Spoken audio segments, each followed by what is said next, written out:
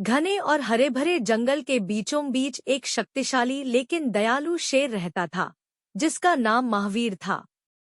वह जंगल का राजा था, मगर दूसरों की तरह घमंडी नहीं। वह हमेशा न्याय, समझदारी और दोस्ती से राज करता था।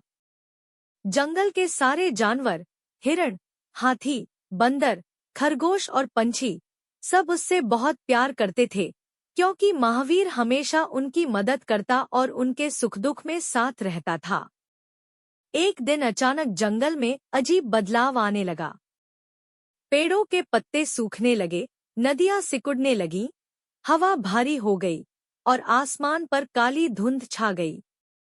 पक्षी चुप हो गए और जानवर डरकर इधर-उधर छिपने लगे। बंदर ने पेड़ से झूलते हुए कहा, ये क्या हो रहा है?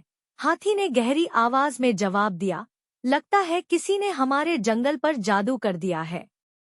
महावीर ने सब जानवरों को एक जगह इकट्ठा किया और बोला, हम इस जंगल के रक्षक हैं। हमें पता लगाना होगा कि ये अंधेरा कहाँ से आया है।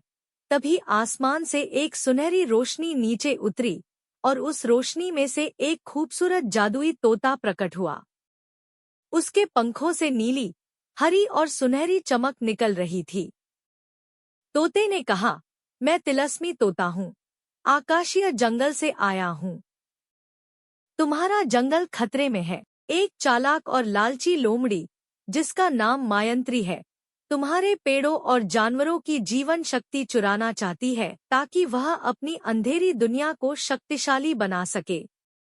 अगर तुमने कुछ नहीं किया तो पूरा जंगल सूख जाएगा।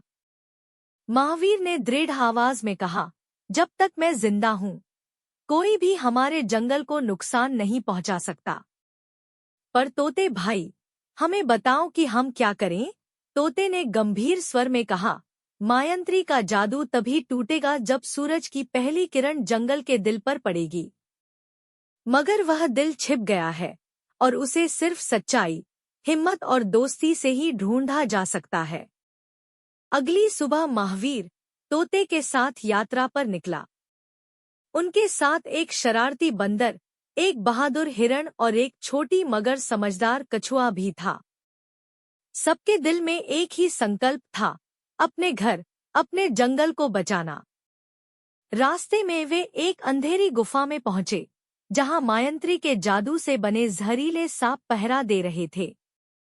महावीर आगे बढ़ा तो सांप फुफकारने लगे। तोते ने अपनी चोंच से रोशनी फूंकी और गुफा झिलमिलाते जुगनुओं से भर गई। सांपों की आंखें चौंधिया गईं और वे पीछे हट गए। बंदर ने खुशी से कहा, दोस्ती और हिम्मत ने पहला जादू तोड़ दिया। आगे बढ़ते हुए वे एक जलती हुई घाटी में पहुंचे, जहां जमीन आग की तरह तप रही थी और सामने एक आग की नदी बह रही थी। हिरण डर गया, हम इसको कैसे पार करेंगे? यह तो हमें जला देगी। तोते ने आसमान की ओर देखा और कहा, जब दिल नेक हो तो आग भी रास्ता दे देती है। इतना कहते ही उसके पंखों से सुनहरी चमक निकली और आग की नदी के ऊपर एक रोशनी का पुल बन गया। महावीर ने सबसे पहले कदम रखा, पुल डगमगाया, मगर वह नहीं रुका। बाकी सब जानवर उसके पीछे चल पड़े और आखिरकार वे सब सुरक्षित दूसरी तरफ पहुंच गए। वहां उन्हें एक विशाल और प्राचीन पेड़ दिखाई दिया, जिसकी शाखाएं बादलों को छू रही थी। उसके तने से नीली रोशनी निकल रही थी। तोते ने कहा, यही है जंगल का दिल। लेकिन मायंत्री ने इस पर जादुई ताला लगाया है। इसे खोलने के लिए किसी को अपनी शक्ति का बलिदान देना होगा।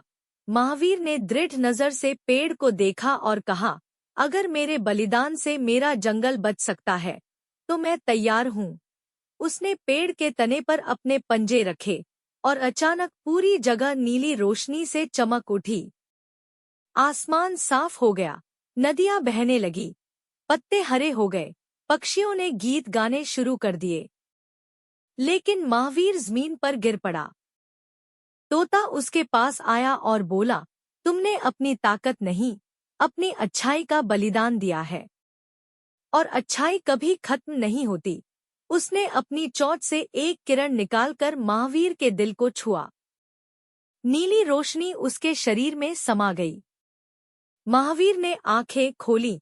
अब वह पहले से भी ज्यादा शक्तिशाली था और उसकी आंखों में जादू की चमक थी। मायंत्री का जादू टूट चुका था। वह चीखते हुए अंधेरे में गायब हो गई। जंगल फिर से जीवित हो गया। सारे जानवर खुशी से झूमने लगे। तोता मुस्कुराकर बोला, याद रखो, असली जादू ताकत में नहीं बल्कि सच्चाई और प्रेम में होता है। महावीर ने आसमान की ओर देखा और बोला, जब तक दोस्ती और सच्चाई हमारे साथ हैं, कोई मायंत्री हमें नुकसान नहीं पहुंचा सकती। आसमान से रंग-बिरंगी रोशनी बरसने लगी। तोता धीरे धीरे उड़कर ऊपर गया और बोला, मैं अब वापस जा रहा हूँ, लेकिन जब भी तुम्हारे दिल में अंधेरा छा जाए, याद रखना, रोशनी तुम्हारे भीतर ही है। इतना कहकर वह रोशनी के घेरे में गायब हो गया। महावीर ने आसमान की ओर देखा और मुस्कुराते हुए कहा, हमने जंगल को बचा लिया, मगर असली जीत प्रेम की थी।